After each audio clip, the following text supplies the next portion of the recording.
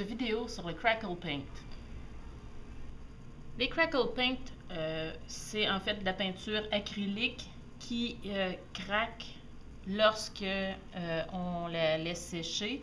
Ce qui est intéressant avec les Crackle Paint, c'est qu'on a juste une étape à faire, contrairement à la peinture craquelée. Ceux qui ont fait de la peinture sur bois, il y a 2, même 3 étapes des fois pour faire un effet craquelé sur nos peintures. Ici, donc, une seule étape. Il y a 25 couleurs opaques, 3 couleurs métalliques, puis le Rock Candy qui est transparent.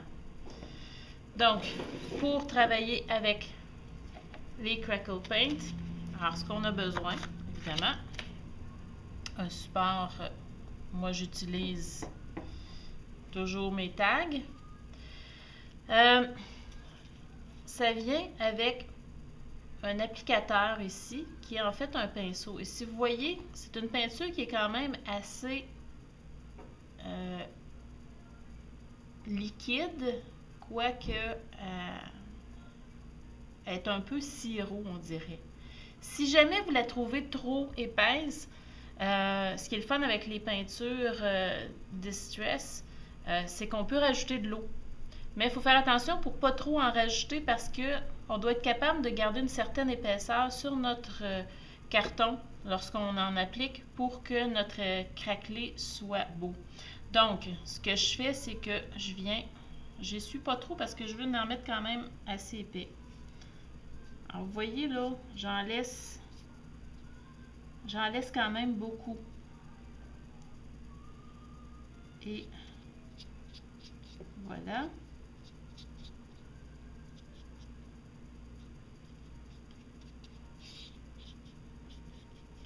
J'en laisse beaucoup. Donc, ça va prendre un certain temps à sécher. Évidemment, plus il y en a épais, plus que ça prend de temps à sécher. Sauf que plus il y en a épais, plus le craquelé va être prononcé.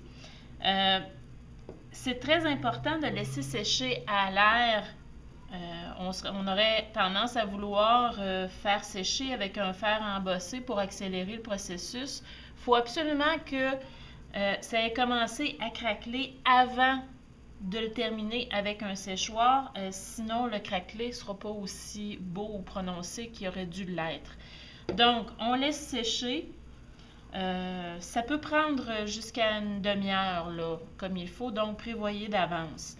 On va faire comme à la télé, donc dans les émissions de cuisine, on met ça au four puis c'est déjà prêt. Donc vous voyez ici, le craquelé, ici il y en avait beaucoup plus épais.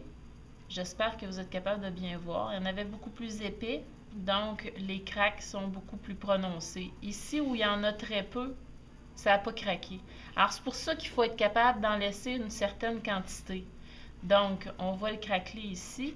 Et ce qui est intéressant, après ça, une fois qu'on a que c'est sec et que notre craquelé est fait, ce qu'on peut faire, c'est venir antiquer notre morceau de carton avec un tampon encreur, ici, et un applicateur. Donc, je viens comme ça. Et là, je mets du foncé exprès pour que vous puissiez voir la différence, peut-être même dans les craques, là, si on est capable de voir dans les craques ce que ça va donner. Et la peinture elle-même est résistante à l'encre Distress. Donc, j'ancre mon tag.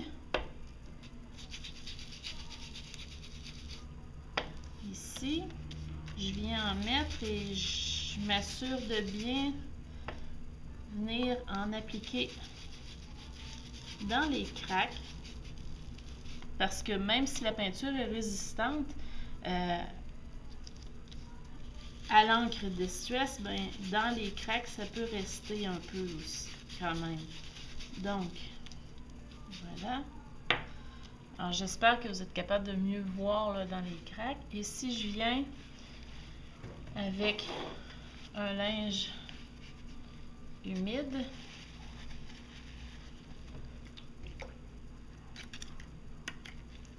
Ici.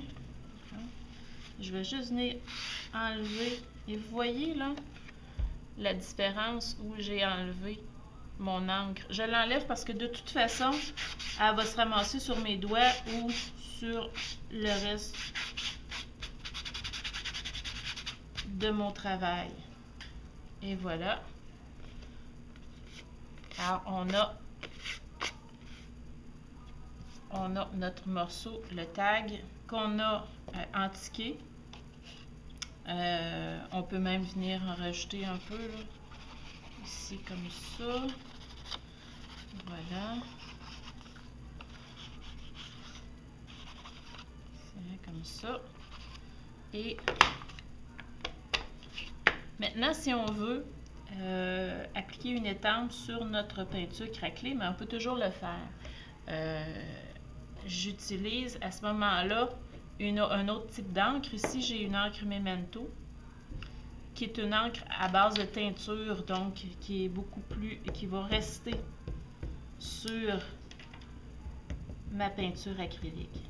Donc, j'en mets sur mon étampe. Je m'assure qu'il y en ait partout. Voilà. Et je viens appliquer.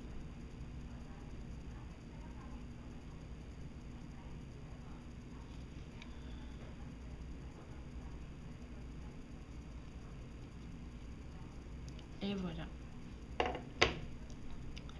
J'ai pris une encre brune parce que je voulais que ça reste quand même... que mon étampe ne ressorte pas trop du reste de mon tag.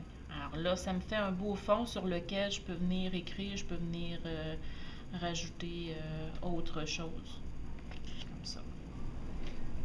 Voilà, c'est ce qui m'a fait à cette présentation. Merci et à la prochaine.